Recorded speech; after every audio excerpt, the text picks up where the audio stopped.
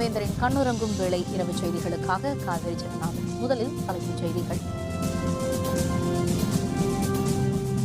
பேரவைத் தேர்தலில் 4581 வேட்புமனுக்கள் ஏற்பு, 2568 மனுக்கள் தள்ளுபடி என தேர்தல் ஆணையம் அறிவிப்பு.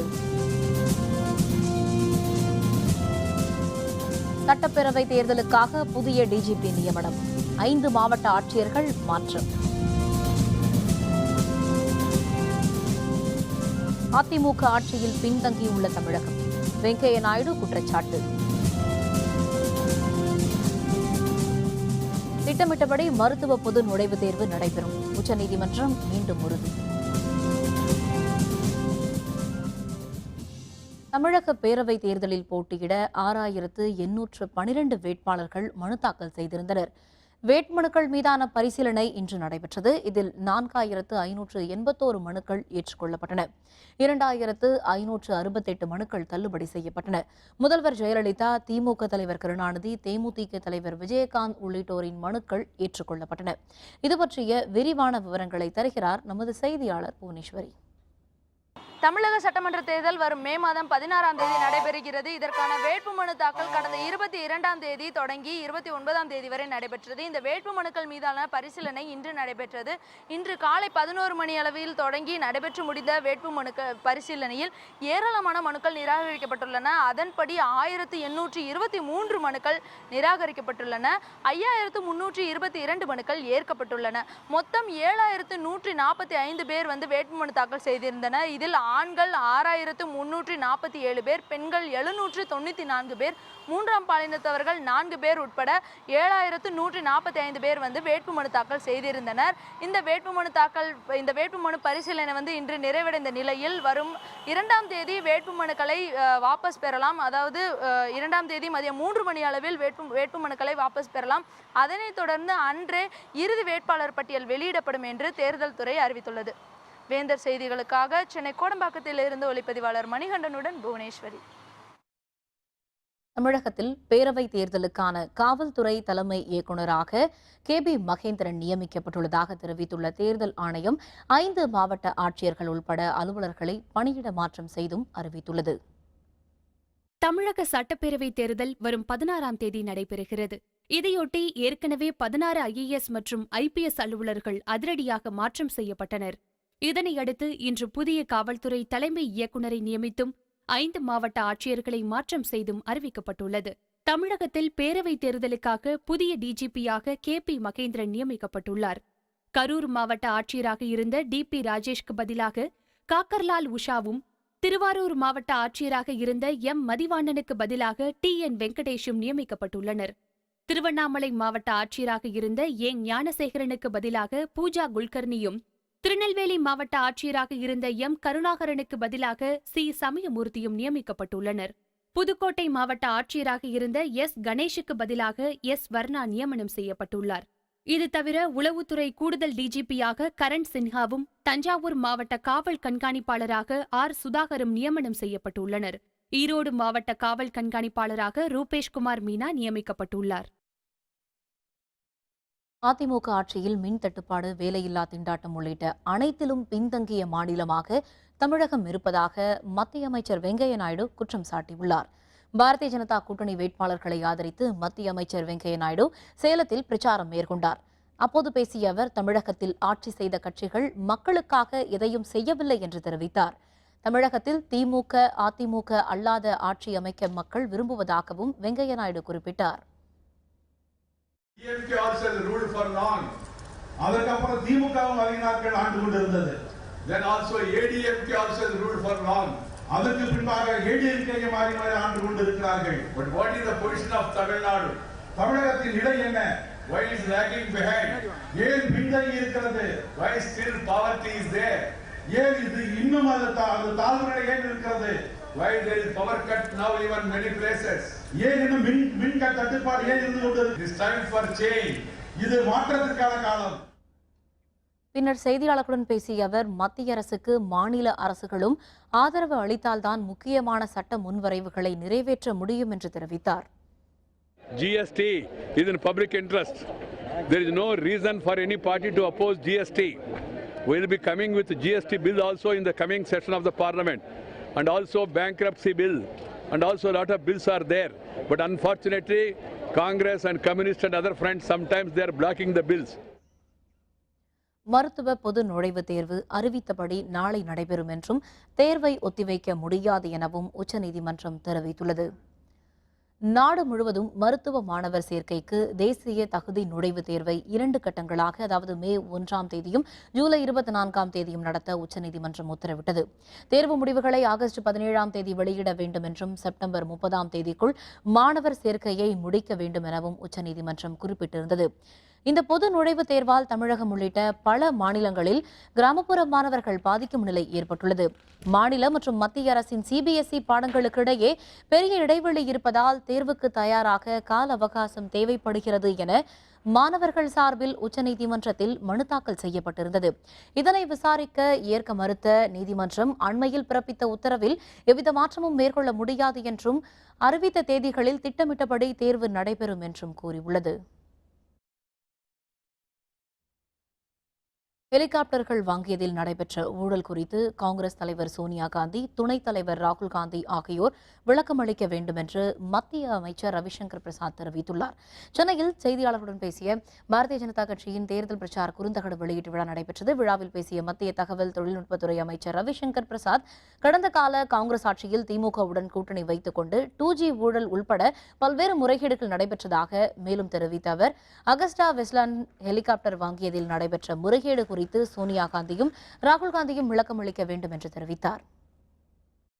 We sold a spectrum where the coal scam happened, the highest ever in the history of India. If Mr. A.K.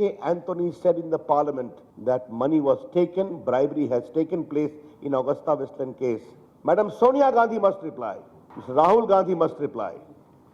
They are keeping a complete silence. And we are committed for a fair investigation to those great corruption in for the country.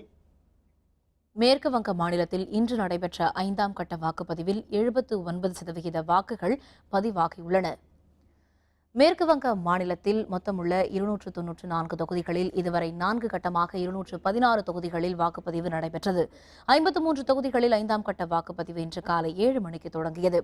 இந்த தேர்தலில் 43 பெண்கள் உள்பட 349 பேர் போட்டியிடுகின்றனர். வாக்குப்பதிவின் போது வன்முறை நடைபெறாமல் தடுக்க 90,000 வீரர்கள் பாதுகாப்பு பணியில் ஈடுபடுத்தப்பட்டனர். தேர்தலையொட்டி 53 தொகுதிகளிலும் 144 தடை உத்தரவு பிறப்பிக்கப்பட்டிருந்தது. எனினும் ஆரம்பாக் பகுதியில் திரிணாமுல் காங்கிரஸ், மார்க்சிய கம்யூனிஸ்ட் தொண்டர்களிடையே மோதல் ஏற்பட்டதில் ஒருவர் காயமுற்றார். In 3 districts, the polling has taken place. In total, 53 number of assembly constituencies. Total number of polling stations in which today the polling was held are 14,642. மும்பையில் 3 மாடி கட்டடம் இடிந்து விழுந்து விபத்திற்குள்ளானதில் 6 பேர் உயிரிழந்தனர். இடிபாடுகளில் சிக்கியவர்களை மீட்கும் பணி மேற்கொள்ளப்பட்டுள்ளது. மும்பை கமதிபுரா பகுதியில் இருந்த அடுக்குமாடி கட்டடம் பிற்பகல் 2 மணியளவில் இடிந்து விழுந்து தரைமட்டமானது.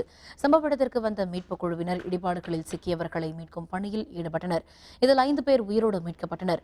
பலத்த காயங்களுடன் மீட்கப்பட்டு மருத்துவமனையில் அனுமதிக்கப்பட்ட 2 சிகிச்சை பலனின்றி உயிரிழந்தனர்.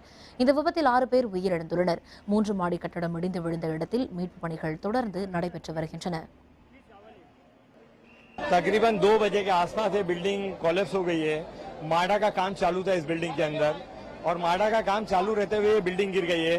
अभी तक की मेरी इन्फॉर्मेशन है कि 3 लोगों की डेथ हो गई है और 6 लोग हॉस्पिटल में हैं, जिसमें से एक सीरियस है.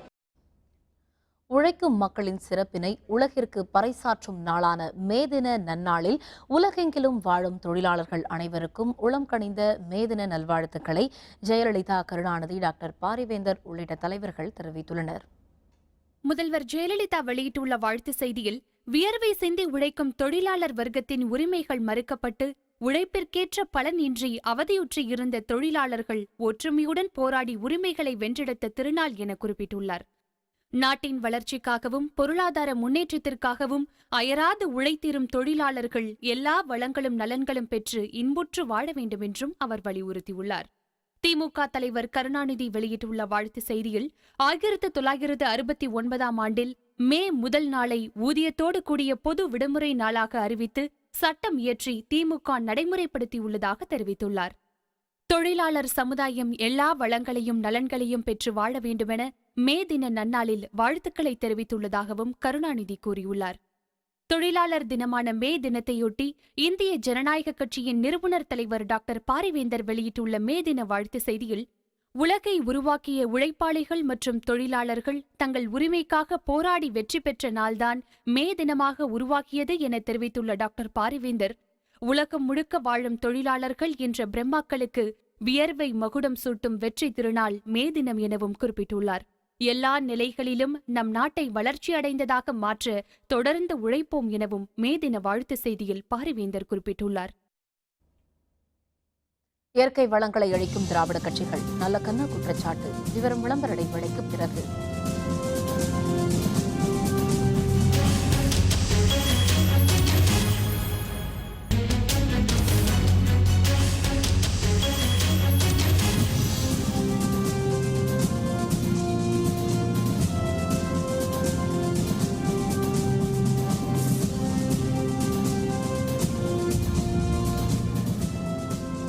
செய்திகள் தொடர்கின்றன. இலங்கை சிறையில் உள்ள தமிழக மீனவர்களை விடுவிக்க பிரதமர் நடவடிக்கை எடுக்க வேண்டும் என தமிழக முதல்வர் ஜெயலலிதா வலியுறுத்தியுள்ளார். இது தொடர்பாக பிரதமருக்கு எழுதியுள்ள கடிதத்தில், வங்காள விரிகுடாவில் பாரம்பரிய இடத்தில் மீன்பிடித்த தமிழக மீனவர்கள் கைது செய்யப்பட்டுள்ளதாக தெரிவித்துள்ளார். இதுவரை கைது செய்யப்பட்டுள்ள தமிழக மீனவர்கள் 34 பேருடன் பறிமுதல் செய்யப்பட்ட 88 படகுகளையும் விடுவிக்க வெளியுறவுத்துறையின் மூலம் நடவடிக்கை எடுக்க வேண்டும் என்றும் அவர் கேட்டுக் கொண்டுள்ளார்.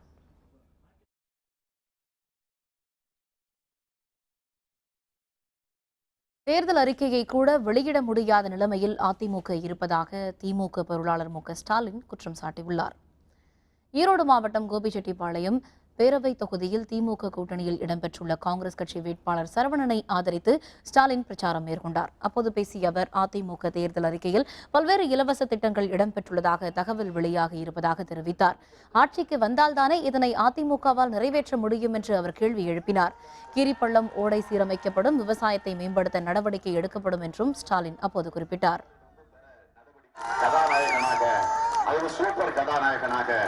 நம்முடைய தேர்தல் அறிக்கை அமைஞ்சிருக்கு. ஆனா ஜெயலலிதா இன்னும் தேர்தல் அறிக்கையை கூட வெளியிட முடியல. இன்னும் என்னென்ன வரப்போது பாருங்க. கார் எல்லாம் கூட கொடுக்க போறதாக நான் கேள்விப்பட்டேன். பைக் எல்லாம் கொடுக்க போறாங்களாம், ஏதோ கொடுக்க போறாங்களாம்.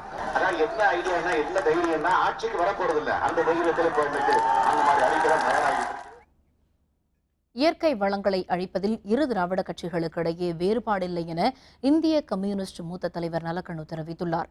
திருநெல்வேலியில் செய்தியாளர்களுடன் பேசிய அவர், தமிழகத்தை 50 ஆண்டு காலமாக ஆட்சி செய்து வரும் திராவிட கட்சிகள் மது ஒழிப்பில் ஒரே கொள்கையை கொண்டுள்ளதாக தெரிவித்தார். இயற்கை வளங்களை சுரண்டி விற்பனை செய்வதில் இரு கட்சிகளுக்கும் வேறுபாடில்லை என்றும் நல்லக்கண்ணு தெரிவித்தார். தமிழ்நாட்டில் பெரிய பிரச்சனை இயற்கை வளங்கள் அழிக்கப்படுவது.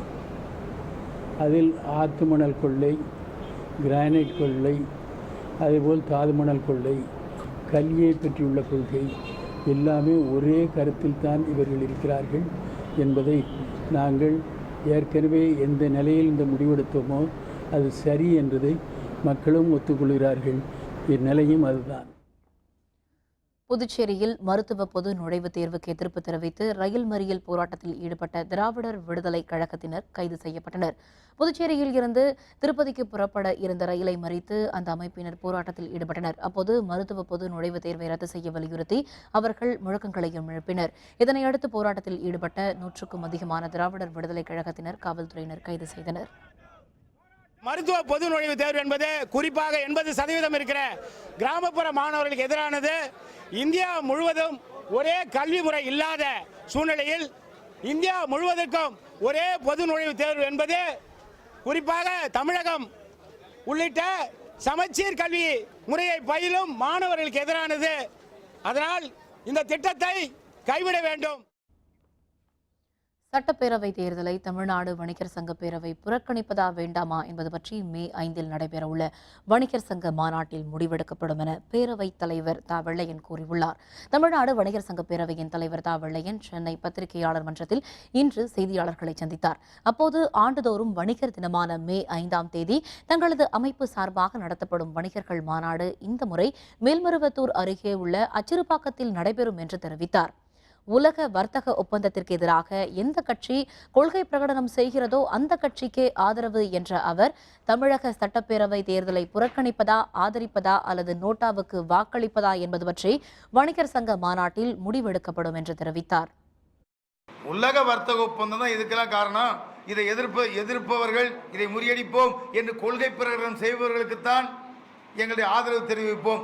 எந்த கட்சிக்கு வாக்களிப்போம் அல்லது எந்த கட்சிக்கும் வாக்களிக்க மாட்டோம், நோட்டாவில் ஏதாவது ஒரு முடிவை நாங்கள் நல்ல முடிவாக மாநாட்டில் அறிவிப்போம். தாராபுரம் அனைத்து மகளிர் காவல் நிலையத்தில் காவலராக பணியாற்றிய பார்வதி என்பவர் உயர் அலுவலரின் தொந்தரவால் தற்கொலை செய்து கொண்டதாக அவரது உறவினர்கள் குற்றம் சாட்டியுள்ளனர். திருப்பூர் மாவட்டம் தாராபுரம் அனைத்து மகளிர் காவல் நிலையத்தில் காவலராக பணியாற்றிய காயத்ரி என்பவர் நேற்றிரவு விஷம் அருந்தி மயங்கி விழுந்ததாக கூறப்படுகிறது. தாராபுரம் அரசு மருத்துவமனையில் சிகிச்சைக்காக அனுமதிக்கப்பட்டு மேல் சிகிச்சைக்காக கோயம்புத்தூர் அரசு மருத்துவமனைக்கு கொண்டு செல்லும் வழியில் அவர் உயிரிழந்தார். கோயம்புத்தூர் அரசு மருத்துவமனையில் அவரது உடலுக்கு உடற்கூறு ஆய்வு நடைபெற்றது. இந்த நிலையில் செய்தியாளர்களுடன் பேசிய காயத்ரியின் தாயார், உயர் அலுவலர் ஒருவர் தகாத வார்த்தைகளால் பேசியுள்ளதால் தான் காயத்ரி தற்கொலை செய்து கொண்டதாக குற்றம் சாட்டியுள்ளார். என் பிள்ளை ஆக்சிடென்ட் ஆகிறதுக்கு வாய்ப்பில் 8, 9, 10 மணி ஆகும்போது அவள் எங்கே போகிறா, டியூட்டிலாம் வண்டி எடுத்து போக மாட்டோம், நடந்தே போவான்னு சொன்னேன். அந்த அம்மா என்ன செஞ்சாங்களோ ஆணுன்னு தான் தெரியும் சார். அந்த அம்மாவும் இந்த பிள்ளையும் போனாங்க வண்டியில். திரும்பி வந்து நான் பெத்தமாக வாந்தி எடுக்குதுண்ணா, ஸ்டேஷனுக்குள்ளே போய் அவள் உயிர் போகுதுண்ணா, எதன்னா சார் காங்கட்ட நான் நீங்கள் சொல்லுங்கள், என் பிள்ளைக்கு நியாயம் கிடைக்கணும். சாயந்தரம் வந்து பார்க்கும்போது சாப்பாடு இருந்துச்சு, சாப்பிட்டு குளிக்க போயிட்டேன். குளிச்சுட்டு வந்தபோது அப்புறம் தூங்கிட்டேன். நைட்டு வந்து களை வீட்டுக்கு வந்தார் 11 மணி போல் வந்துட்டு அம்மா ஆஸ்பத்திரிக்கு வந்தாங்க. அப்பா 4 மணிக்கு வந்துடுவார். அப்பா வந்து அம்மா இறந்துட்டாங்க அப்படின்னு சொன்னார். விழுப்புரம் அருகே மணல் குவாரிக்கு அனுமதி அளித்ததை கண்டித்து ஏராளமானோர் மணல் குவாரியை முற்றுகையிட்டு போராட்டத்தில் ஈடுபட்டனர். விழுப்புரம் அருகே தென்பெண்ணை ஆற்று பகுதியில் குவாரிகள் அமைக்கப்பட்டு மணல் எடுக்கப்பட்டு வருகிறது. இதனால் 25 கிராமங்களில் குடிநீர் தட்டுப்பாடு ஏற்பட்டுள்ளதுடன் விவசாயமும் பாதிக்கப்பட்டுள்ளது. இதற்கு எதிர்ப்பு தெரிவித்து அந்த பகுதியைச் சேர்ந்த கிராம மக்கள் போராட்டத்தில் ஈடுபட்டு வருகின்றனர். இதனிடையே கப்பூர் கிராமத்தில் புதிதாக 2 மணல் குவாரிகள் அமைக்கப்பட்டு இரவு பகலாக மணல் அள்ளப்பட்டு வருகிறது. இதனை கண்டித்து அந்த பகுதியைச் சேர்ந்த விவசாயிகள் ஒன்று திரண்டு போராட்டத்தில் ஈடுபட்டனர். எங்களுடைய விவசாய நீர் ஆதாரங்களை பாதிக்கின்ற வகையிலே திட்டமிட்டு இந்த மணல் குவாரிகள் பணத்துக்காக ஆசைப்பட்டு குவாரிகளை நடத்தி வருகின்றனர். இதை அரசு தலையிட்டு உடனடியாக இந்த மணல் குவாரியை மூட வலியுறுத்துமாறு பணியோடு கேட்டுக்கொள்கின்றோம். ஒரு வாரமாக மணல் தான் வாடுறாங்க. ஒரு வாரத்தில் நிலத்தடி நீர் கீழே இறங்கி போச்சு. இனிமேல் விவசாயமே பண்ண முடியாது. இதாக 3 வருஷம் ஆச்சு பயிர் வச்சு. ஒரு மழை பெஞ்சு இப்போ தான் பயிர் வச்சோம். திரும்ப இதே போல் நிலத்தடி நீர் ஓடி போச்சு. முன்ன வாரினாங்க அதே போல் காஞ்சி போச்சு, இப்போ வாரினாங்க இப்பயும் அதே போல் காஞ்சி போச்சு. சென்னை ராமபுரத்தில் உள்ள ஈஸ்வரி பொறியியல் கல்லூரியின் 16வது பட்டமளிப்பு விழாவில் 1058 மாணவ மாணவியருக்கு பட்டங்கள் வழங்கப்பட்டன. ஈஸ்வரி பொறியியல் கல்லூரி வளாகத்தில் நடைபெற்ற பட்டமளிப்பு விழாவிற்கு கல்லூரியின் தலைவர் டாக்டர் ஆர் சிவகுமார் தலைமை வகித்தார். விழாவில் சிறப்பு அழைப்பாளராக கலந்து கொண்ட தேசிய தரக்கட்டுப்பாட்டு மையத்தின் செயல் உறுப்பினரான முனைவர் அனில்குமார் நாசா மாணவர்களுக்கு பட்டங்களை வழங்கி பட்டமளிப்பு விழா பேரூராட்சிகையில் மாணவர்கள் வேலைவாய்ப்பை உருவாக்குவர்களாக இருக்க வேண்டும் என்றும் வேலை தேடுபவர்களாக இருக்கக்கூடாது என்றும் தெரிவித்தார். Grooming students for placement and helping them making a fruitful career is the topmost priority after learning. It is unforgettable that the wealth and growth of a country lies in the hands of young educated citizens. And you are an integral part of this nation. You are on the threshold of a promising and fulfilling career. பட்டமளிப்பு விழாவில் உரையாற்றிய SRM பல்கலைக்கழக president B. Sathyanarayanan, போட்டி மிகுந்த இவ்வுலகத்தில் மாணவர்களுக்கான தனி அடையாளத்தை இந்த பொறியியல் கல்லூரி உருவாக்கி தந்துள்ளதாக குறிப்பிட்டார். I wish to say that the Ishwari Engineering College has given you a visiting card now when you are going out of this campus. And when you go out of this campus, it is quite a competitive world. And in this competitive world, it has given you a identity through which you can face the competition. Iraq குண்டுவெடிப்பில் 24 பேர் பலி. வெடிகுண்டு நிரப்பிய car மூலம் தாக்குதல். விவரம் விளம்பர இடைவேளைக்கு பிறகு.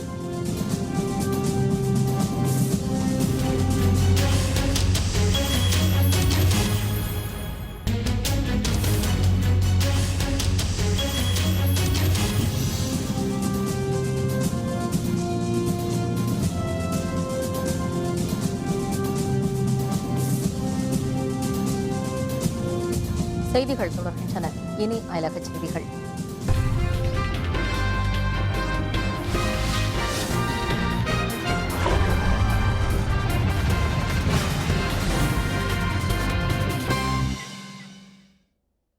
ஈராக்கில் வெடிகுண்டுகள் நிரப்பிய காரை தற்கொலை படையினர் வெடிக்கச் செய்ததில் 24 பேர் பலியாகினர். மேலும் 40க்கும் அதிகமானோர் படுகாயமடைந்தனர். ஈராக் தலைநகர் பாக்தாத்தின் தென்மேற்கு பகுதி நகரமான நரவான் அருகே ஆடு மாடுகளை விற்பனை செய்யும் சந்தை ஒன்றில் தீவிரவாதிகள் வெடிகுண்டுகளை வெடிக்கச் செய்தனர். குண்டுகள் நிரம்பிய கார் ஒன்றை ஓட்டி வந்த தற்கொலைப்படை தீவிரவாதிகள் அந்த வளாகத்திற்குள் அதனை வெடிக்கச் செய்தனர். இந்த குண்டுவெடிப்பு சம்பவத்தில் 24 பேர் பலியாகினர். 40க்கும் அதிகமானோர் படுகாயங்களோடு மருத்துவமனையில் அனுமதிக்கப்பட்டுள்ளனர்.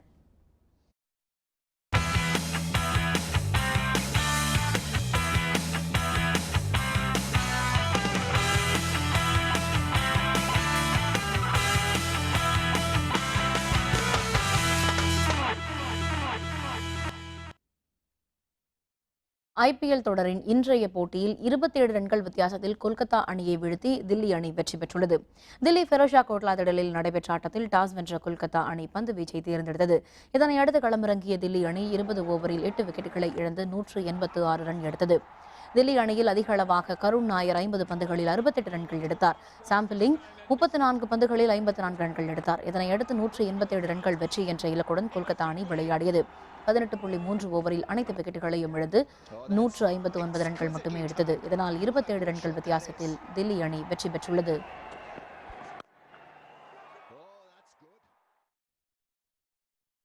ஐபிஎல் கிரிக்கெட் போட்டியின் இன்றைய இரண்டாவது ஆட்டம் மழை காரணமாக தாமதமாக தொடங்கியுள்ளது. ஹைதராபாத்தில் உள்ள ராஜீவ்காந்தி திடலில் டேவிட் வார்னர் தலைமையிலான சன்ரைசர்ஸ் ஹைதராபாத் அணி மற்றும் விராட் கோலி தலைமையிலான ராயல் சேலஞ்சர்ஸ் பெங்களூரு அணி மோதும் ஆட்டம் தற்பொழுது நடைபெற்று வருகிறது. மழை காரணமாக ஆட்டம் தாமதமாக தொடங்கியது. டாஸ் வென்ற பெங்களூரு அணி பந்து வீச்சை தேர்ந்தெடுத்தது. இதனை அடுத்து களமிறங்கிய ஹைதராபாத் அணி தற்பொழுது விளையாடி வருகிறது. 15.4 ஓவர் முடிவில் 2 விக்கெட் இழப்பிற்கு 152 ரன்கள் எடுத்துள்ளது.